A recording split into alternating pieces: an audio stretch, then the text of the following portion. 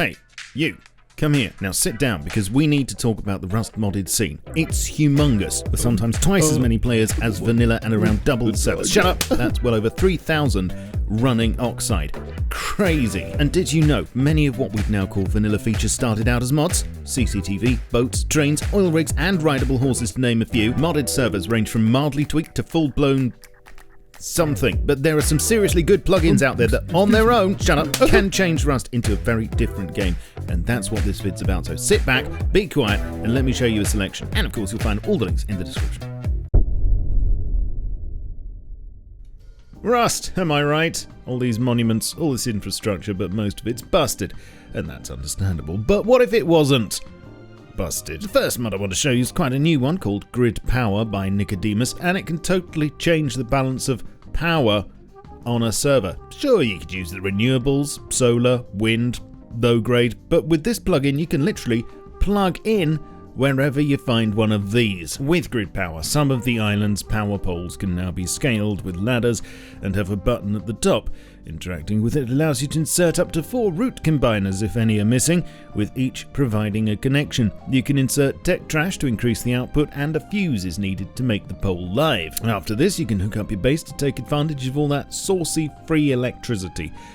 Well, semi-free, I guess, and by default it only comes on between 8 AM and 8 PM, although as with so many other things, this can all be adjusted in the config. It's perfectly possible to have 24/7 power on your server if you want. Determined players could eventually shoot out your root combiners, of course, but access to the fuse box is blocked if there's a nearby cupboard. And one other thing, just like a cat, electricity is all fun and games until you try to take a bath with it. So if you want to get connected, make sure that you're protected and definitely take the fuse out before you fiddle with it, as electrocution is a very real risk. The plugin doesn't stop there though. As well as a number of poles having connections, they also have working street lamps attached to them that come on every night with the odd flicker. But I think my favourite feature's this. When making a connection, it's possible to adjust the amount of slack on wires to make them hang realistically between points. Plus, this crosses over to affect not just wires, but Christmas lights and hoses too. Glorious. Before I go on, you love the internet, don't you? But guess what? Yeah. I know exactly what you've been looking up. How dare you? Just kidding. But you wouldn't like it if I did, would you? So you should get a VPN. More specifically, NordVPN. A VPN, or Virtual Private Network, is your very own VIP entrance to the internet, encrypting your sensitive data and masking your IP address from everyone else. NordVPN lets you connect to over 5,000 super-fast servers in 60 countries from wherever your secret base is. You want to see firsthand why there's no land like Poland for Rustflix content? Be my guest. Want an IP address in Toronto pronto? It only takes a second. You can use it on PC, Mac, Android, iOS, Chrome, and probably even a Tamagotchi. Works whilst you're out and about, comes with a cybersecurity suite, an ad blocker, and can be used on up to 6 devices simultaneously with unlimited bandwidth. Most importantly, if you're quick, you can get a 2-year plan for 70% off with an extra month free by using my link down below or with code SHADOWFRAX. Back to the video. Alright, you're a few days into the wipe and the usual things happened. You've either been raided or lived long enough to raid someone else. Server pop started to deflate, and it might be time to actually go out of the house again. Nobody wants that. So what's the solution? Enter Raidable Bases by Nivex. Now up front I'll say this is a huge plugin, fully automated and ridiculously configurable, so there's no way I'm going to cover it all here. There are tutorials out there fortunately.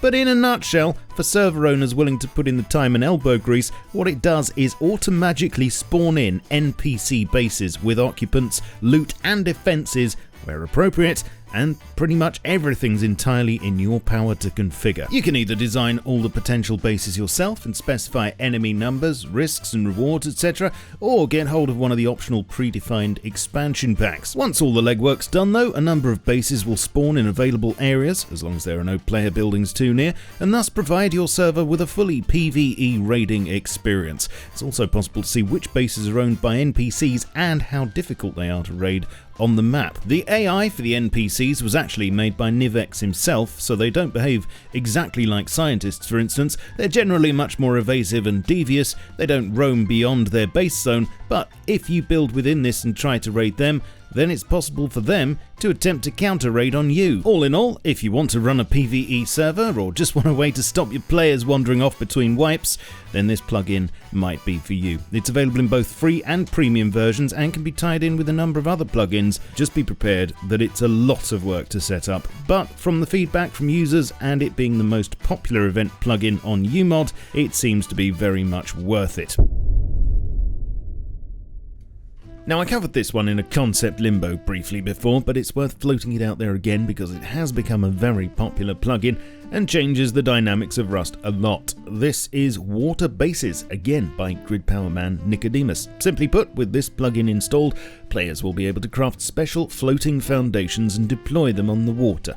By default, they'll need a tier 2 workbench, but this can be changed in the config, and they will get a warning if they try to place a floater in the path of the cargo ship, but they can be deployed anywhere on the water without having to build down to the ocean bed. Although that is an option. There are some configurable limits to which tiers floating bases can be upgraded to, as they are something that needs to be balanced obviously. However, they're very flexible and let you add things like fishing nets underwater, which will gradually catch fish and other ocean crap from a configurable loot table. You can add floor frames to the foundations for an underwater ladder hatch entrance. Talking of which, if you want, you can build down into the ocean too for extra protection, or even to make your very own submarine garages and moon pools. It's a very tastefully done plugin that's locked in well with the rest of the building system and opens up a ton more areas for bases, especially on smaller servers. Now, you'll have to forgive me for constantly invoking concept limbo, but so many of these ideas were covered there first.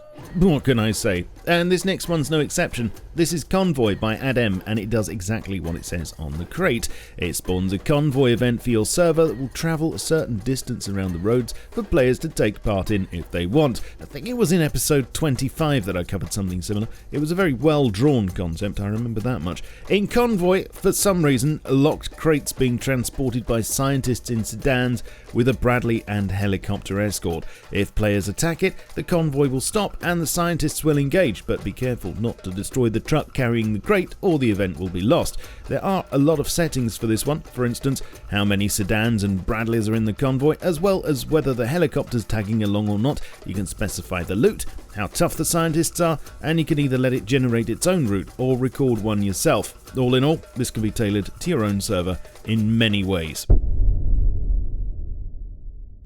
Last but not least, it's dangerous out there, so take this. This is Jetpack, also by Adem, and I've included it because, frankly, it's a bit bonkers. If you've got this on your server, odds are the Airwolf shop won't be making much money, as it can be used to add jetpacks to loot crates. And as with all good plugins, everything including how easy they are to get hold of, how much fuel they use, and whether SAM sites will take a dislike to you whilst wearing one, can all be adjusted in the config. There are some restrictions. You can't walk with one on, but you can quickly take it off with the middle mouse button, and you will take damage if you headbutt something at Mach 4. But apart from that, it's just a lot of good, clean fun once you get used to the controls.